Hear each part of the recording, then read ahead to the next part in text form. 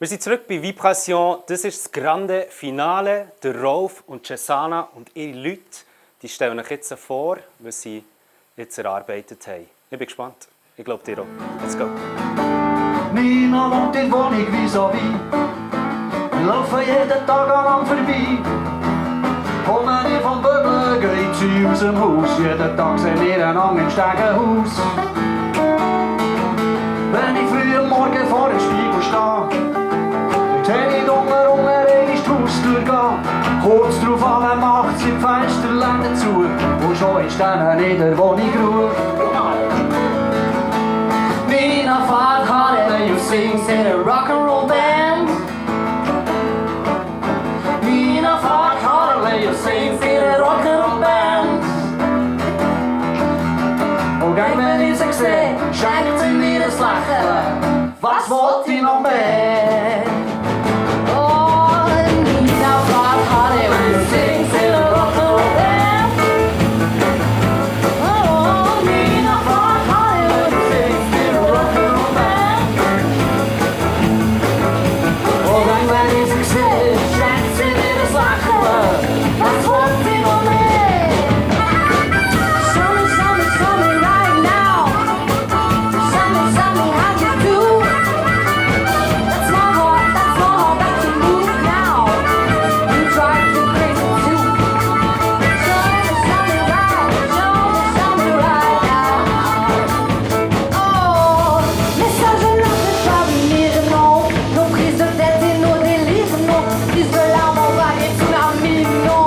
Changer les mains de mon empire, non. C'est piqué sans mes mains sourires, non, non, non. Et nos comptes coupent partout. Parler d'amour, faire l'inventaire des fleurs et cailloux. Nina fährt Harley und singt in a Rock'n'Roll Band. Oh no. Nina fährt Harley und singt in a Rock'n'Roll Band. Oh, wenn ich sie sehe, schenkt sie mir das Lächeln. Was wollt ihr noch mehr? Nina fährt Harley und singt in a Rock'n'Roll Band. Oh, Nina fährt Harley und singt in a Rock'n'Roll Band. Und wenn ich sie sehe, schenkt sie mir das Lächeln. Was wollt ihr noch mehr?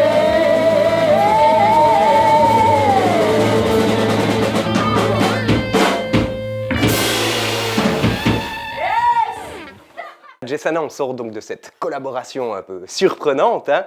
Qu'est-ce que tu en retires? Quelles sont tes premières pensées qui te viennent? Bah, vraiment, déjà, une chouette expérience, des belles rencontres. Tout le monde a joué la carte de la spontanéité, d'authenticité et puis de la musicalité, si je continue les rimes en et ça a très bien fonctionné.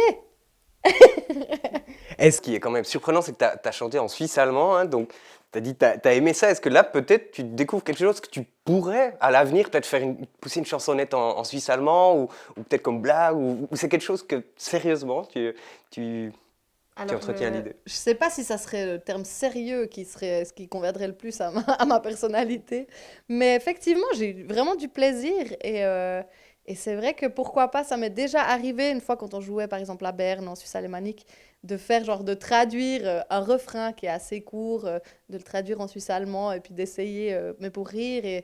Mais je me sentirais pas, je pense, légitime de composer quelque chose, mais pourquoi pas pour un challenge et pour, voilà, pour donner aussi un lien avec les Suisses alémaniques, quoi, pour qu'il n'y ait pas ce truc trop séparé.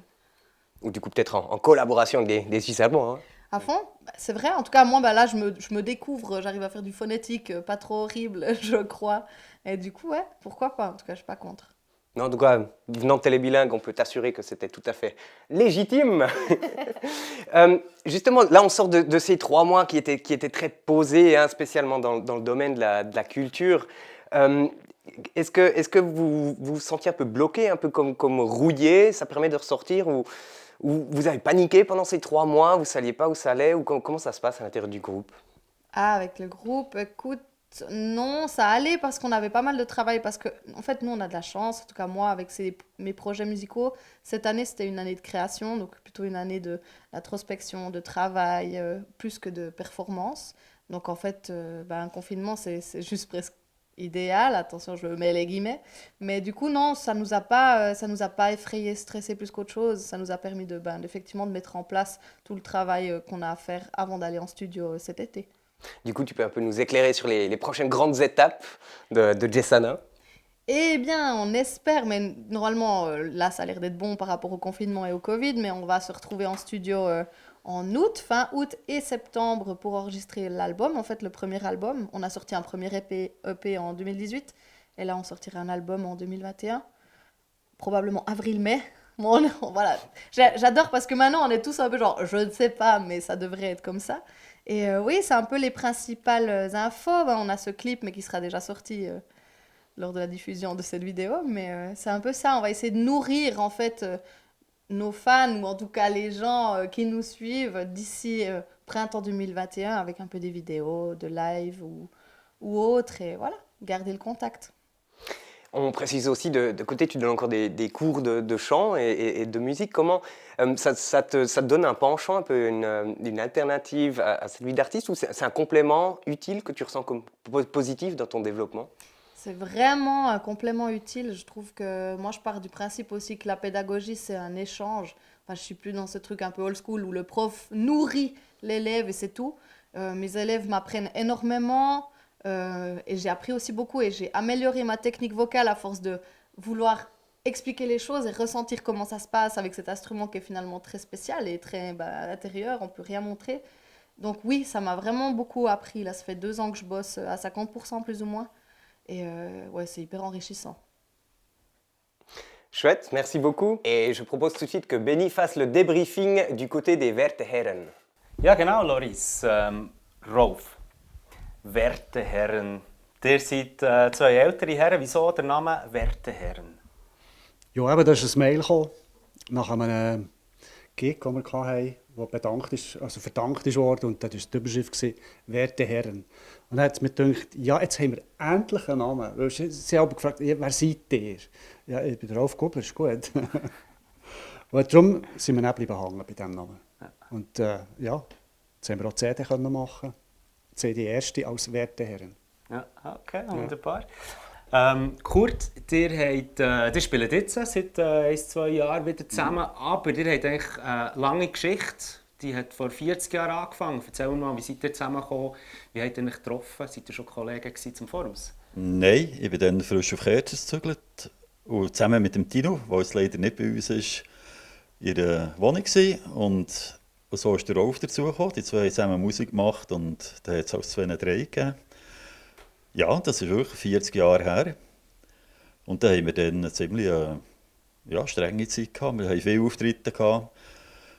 Ja, bis am Bodensee sind wir da gekommen.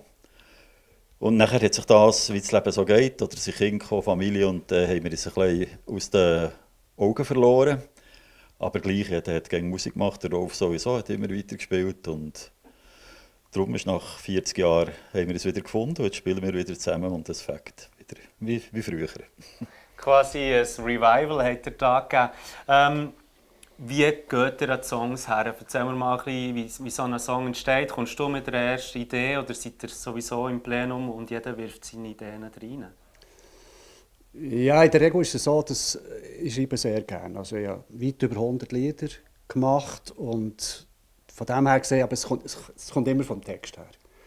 Ich habe eine Idee oder ich beobachte etwas oder ja, irgendwie, es beschäftigt mich etwas in unserer gestörten Welt und dann geht es dann auf Papier. Und ja, dann habe ich auch die Idee von der Musikalität her und dann arbeiten wir zusammen und eine Flasche Wein auf und dann kommt es gut. Eine Flasche Wein darf nicht fehlen, oder was? Ja, was soll ich so sagen? Es inspiriert einfach, das löst und Gedanken fließen. Also, es ist schon etwas Gutes, so eine Flasche Wein. Ja.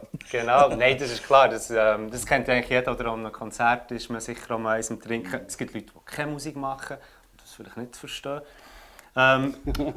Kurt, was ist so dein Genre? Also jetzt hören wir eigentlich hier Mundart von euch, aber was sind Einflüsse, die in deine Musik oder in eure Musik reinkommen? Also was hörst du abseits vom Mundart? Das ist sehr breit gefächert. Ich muss vielleicht dazu sagen, ich habe als Giel zuerst einmal lernen Klarinette spielen, also müssen, nachher Ländlermusik gemacht. Nachher bin ich ins Semmer gekommen und dort habe ich einen gehört bläuseln. Dann hat es mir gedacht, das ist jetzt Musik, das ist etwas ganz anderes. Nachher auch einfach die Bands, die es in den 70er Jahren hatte, Deep Purple, Led Zeppelin, aber auch Bob Dylan oder Leonard Cohen. Ja, also der Hintergrund der musikalische ist sicher aus den 70er Jahren. Aber ich höre auch gerne irgendein Klavierkonzert von Beethoven oder eine Sinfonie. Also ich bin sehr offen. Und Musik, entweder gefällt es mir oder gefällt es mir nicht. Das ist eigentlich das Prinzip. Ja, und nach dem höre ich auch Musik. Ja. Bei dir, Rolf, ist es mehr Kendrick Lamar, oder? Aus Kalifornien, Hip-Hop, oder? Unbedingt, ja. Nein, ich habe wirklich keine Berührungsängste. Ich war schon mit Jodler und Alphornbläser auf der Bühne, wo ich einfach keinen Zugang habe, effektiv nicht. Und das ist mein Intimfind, zum Beispiel Bushido. Das ist jetzt ein Typ, der wirklich geht nicht. Geht einfach nicht. Schon von den Texten her ist es so birrenweich. Und Musik geht mir zu schnell. Also, ich bin langsam alter Sack. Und dann ja, ich komme nicht mit. Es ist für mich auch nicht musikalisch viel. Also häufig. Nicht alles, aber viel. Und sonst höre ich auch querbeet wie der Chöre oder den gleichen Hintergrund. Ja. Ja, jetzt querbeet haben wir eigentlich auch heute gehabt. Wir haben eigentlich da wirklich ins kalte Wasser geschmissen mit der Cesana und ihrer Gruppe. Es hat aber super funktioniert. Seid ihr zufrieden mit dem Endresultat, das es jetzt heute gegeben hat? Ich bin begeistert. Also, es zeigt wieder einmal mehr, Musik bringt die Leute zusammen. Tut sie nicht auseinander dividieren. Die Musik bringt die Leute zusammen und das ist das Wichtigste. Und es ist egal, ja, man findet sich irgendwie. Also man muss nicht noch lange studieren, auch welchen Griff, jetzt einfach mal gehen. Kommt gut. Ja, super. Der Rolf und der Kurt, wie ihr seht, sie sind begeistert von dem Ganzen. Darum geben wir doch noch so eine kleine Zugabe, würde ich meinen, oder? Wir tun jetzt da so rausfaden langsam. Ja, der Song ist nicht von uns, fade aber er out. passt einfach. Er passt einfach. Und ja, mega Freude. Cesana wird das genial Cesana, machen. überlasse dir. Je te donne ma place. C'est à vous. Who's gonna be your pretty little fool? Who's gonna glove your hands? Who's gonna kiss your red ruby lips? Who's gonna be your man? Papa's gonna shoot my pretty fool. Sister's gonna glove my head. And Mama's gonna kiss my red ruby lips. No, I don't need no man. He was in that train and gone, Lord, on that train and gone. Yes, the only ones who keep me satisfied was on that train and gone.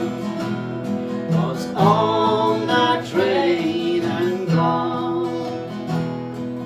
The longest train that I ever did ride was 100 coaches long, and the only one who kept me satisfied was on that train and gone.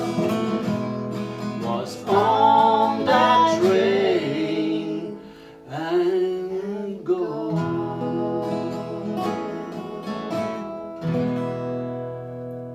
Merci beaucoup. Merci.